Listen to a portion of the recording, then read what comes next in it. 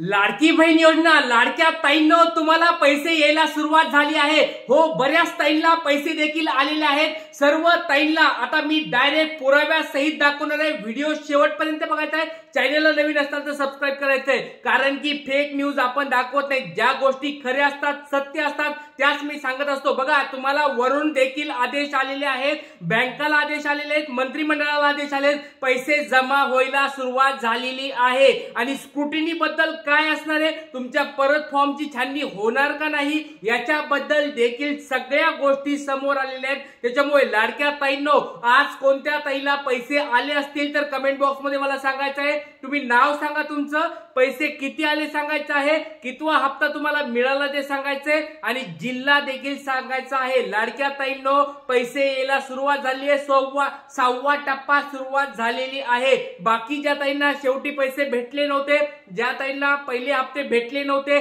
त्या ताईंना तर अगोदर पैसे येणार आहे। त्याच्यामुळे सर्व जिल्ह्यानुसार वितरण होणार आहे। व्हिडिओ शेवटपर्यंत बघा, ज्या गोष्टी खऱ्या आहेत त्याच तुम्हाला मी दाखवत आहे। व्हिडिओ शेवटपर्यंत आपण बघू शकता। या ठिकाणी TV9 ची बातमी आहे। तुम्हाला या ठिकाणी वेळ वगैरे सगळं दाखवतो। लेटेस्ट अपडेटेड व्हिडिओ तुमच्या समोर आता मी दाखवत आहे। लाडक्या बहिणींच्या अर्जाची छाननी होणार असल्याच्या चर्चा सुरू झाल्या। नेमक्या कोणाच्या अर्जाची छाननी होऊ शकते आणि कोणते अर्ज बाद होऊ शकतात, पाहूया।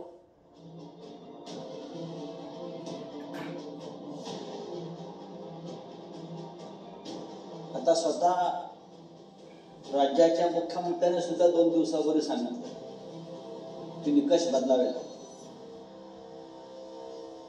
लाडक्या बहिणींच्या निकषावरून पुन्हा चर्चा सुरू झाली। मात्र मतं विकत घ्यायची होती तेव्हा निकष फैलावले नाही, अशी टीका संजय राऊतांनी केली। तर ज्या पुरुषांनी महिलांच्या नावाने अर्ज करून लाभ घेतला अशांचीच चौकशी होईल, असं चित्रा वाघ म्हणाले। आता स्वतः राज्याच्या मुख्यमंत्र्याने सुद्धा 2 दिवसापूर्वी सांगितलं की निकष बदलावे लागतात। मुख्यमंत्री साहेबांनी सांगितलं असं त्यांनी सांगितलंय की 1500 रुपयाला मतं बहिणींची, महिलांची विकत घेण्याचा प्रयत्न झाला, लाच होती। तेव्हा त्यांना निकष, नियम, कागदपत्र या संदर्भात भान राहिलं नाही, फक्त त्यांना मतं विकत घ्यायची होती। संजय राऊतांच्या डोक्यावर परिणाम झालेला आहे। तुम्हाला मी या ठिकाणी स्पष्ट करू इच्छिते की त्या ठिकाणी बरेच डुप्लिकेट फॉर्म आले। काही पुरुषांनी, महाभागांनी महिलांच्या नावावरती फॉर्म भरून पैसे घेतले। त्यातल्या काही जणांना अटक सुद्धा झाली आहे। हे तुम्ही मागच्या वेळेला त्या ठिकाणी पाहिलं असेलच। वेळ कमी मिळाला, 5 महिन्यामध्ये अशा पद्धतीने डुप्लिकेट फॉर्म भरलेले, पुरुषांनी महिलांच्या नावावर फॉर्म भरलेले, या काही गोष्टी समोर येत आहेत। आणि म्हणून मला हे तुम्हाला सांगायचंय की संजय राऊतांना ही राज्यातली लाडकी बहीण योजना बंद करायची आहे, पण आम्ही ती अजिबात होऊ देणार नाही। बघा, तुम्ही आता बघितलं असेल, लाडके बहीण 5 महिन्यांचे 7,500 रुपये सरकारनं 2.5 कोटी महिलांच्या खात्यात टाकले। निवडणुकीत महायुतीनं 1500चे 2100 रुपये करण्याची घोषणा केली। त्यानंतर महायुतीला लाडक्या बहिणींनी तब्बल 230 जागांवर नेलं। मात्र सरकार येताच निकष आणि अर्जाची छाननीवरून चर्चा सुरू झाली। त्यावर माजी महिला बालकल्याण मंत्री आदिती तटकरे यांनी अशी कोणतीही छाननी होणार नाही हे स्पष्ट केलं।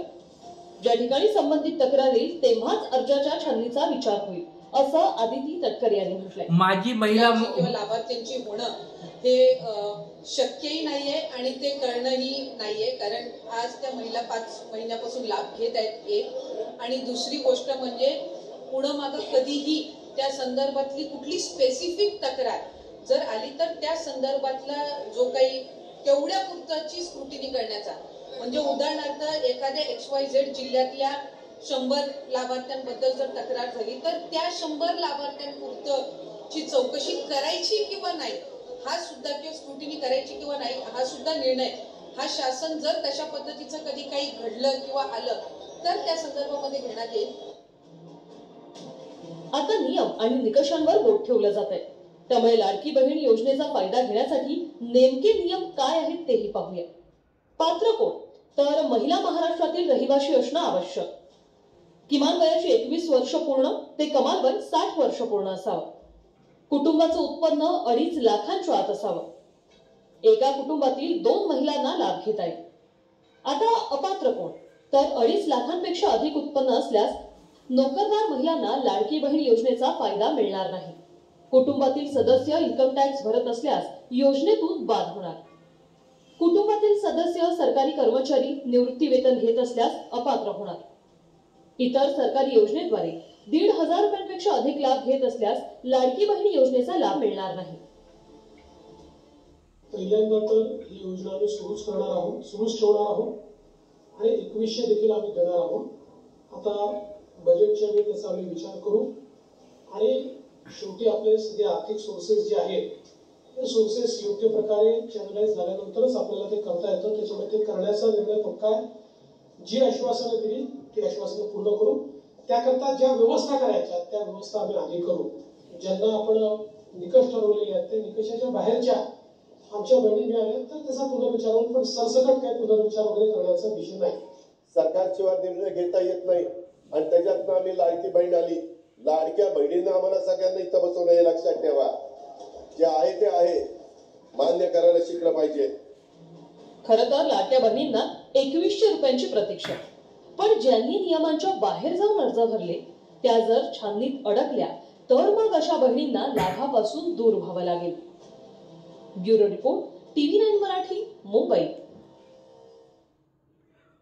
बघितलं असेल तुम्ही सगळ्या ताईंनो, तुम्ही सगळ्यांनी बघितलं असेल लाडक्या बहिणीसाठी एक महत्वाची अपडेट आलेली आहे, जी तुम्हाला स्क्रुटिनी होणार होती, जी तुमची अर्जाची छाननी परत होणार होती, ती तुर्तास तरी थांबण्यात आलेली आहे. म्हणजे अजून पुढचे काही गोष्टी ठरल्या नाहीयेत. त्याच्यामुळे जर हा 6वा हप्ता तुम्हाला डायरेक्ट अकाउंटला पडणार आहे, त्याच्यामुळे आता तरी स्क्रुटिनी होणार नाही. पण नवीन काही मंत्री आले, मंत्रिमंडळामध्ये काही नवीन नियम आले तर ते तुम्हाला नक्कीच मी सांगणार आहे. लाडक्या ताईंनो, तुमच्यासाठी ही गोष्ट मी तुम्हाला दाखवली आहे, पुराव्यासहित सगळ्या मी गोष्टी सांगत असतो. ज्या गोष्टी खऱ्या आहेत, ज्या गोष्टी सत्य आहेत, त्याच गोष्टी मी तुम्हाला सांगत असतो. त्याच्यामुळे आणि लाडक्या ताईंनो, तुम्हाला 6व्या टप्प्याचे असतील किंवा पहिले जे त्यांना ताईला पैसे भेटले नसतील, ज्यांचे डीबीटी मुळे पैसे अडकले असतील किंवा कुणाचे पेंडिंग मुळे पैसे अडकले असतील किंवा कुणाचे तुम्हाला रिजेक्ट फॉर्म झाले त्याच्यामुळे पैसे अडकले असतील किंवा या ठिकाणी आचारसंहितामुळे पैसे अडकले असतील, त्या ताईंना पैसे देखील यायला सुरुवात झाली आहे. त्यांना पैसे भेटले, म्हणजे ज्यांना आदेश पुढे गव्हर्नमेंटने दिलेले आहेत, डीबीटी होण्याचे आदेश दिलेले आहेत. त्याच्यामुळे लाडक्या ताईंनो, आज कुणाला पैसे आलेले आहेत कमेंट बॉक्स मध्ये मला सांगायचंय. खूप महत्वाची अपडेट तुमच्यासाठी घेऊन आलोय. लाडक्या ताईंनो, तुम्ही तुमचं नाव सांगा, किती रुपये आले ते सांगायचंय, जिल्हा सांगायचंय आणि सगळ्यात महत्वाची गोष्ट म्हणजे ही गोष्ट तुम्ही सगळ्यांनी समजून घ्या. मोबाईल चेक करत राहा. अपडेट्स तुम्हाला आलं, मेसेज जर आला तुमचा पैसे अकाउंटला आलेला तर मला एकदा कमेंट बॉक्समध्ये सांगायचे. तुमचे काही दुसरे काही प्रश्न असतील ते पण तुम्ही कमेंट बॉक्समध्ये मला विचारू शकतात. आज आपण इथे थांबूया. तुमच्या प्रश्नांची उत्तरं मी नक्कीच देणार आहे, त्याच्यामुळे सर्वांनी प्रश्न विचारायचे. काही प्रश्न असतील तर नक्कीच विचारा. चॅनलला नवीन असतात तर सबस्क्राईब करून ठेवायचे. लाईक केल्याशिवाय कोणी जायचं नाही, कारण खूप महत्वाचे अपडेट्स तुम्हाला देत आहे. ज्या गोष्टी खऱ्या असतात, सत्य असतात, त्याच तुम्हाला सांगत असतो. त्याच्यामुळे चॅनलला सबस्क्राईब करून ठेवायचंय. जय हिंद, जय महाराष्ट्र, जय शिवराय.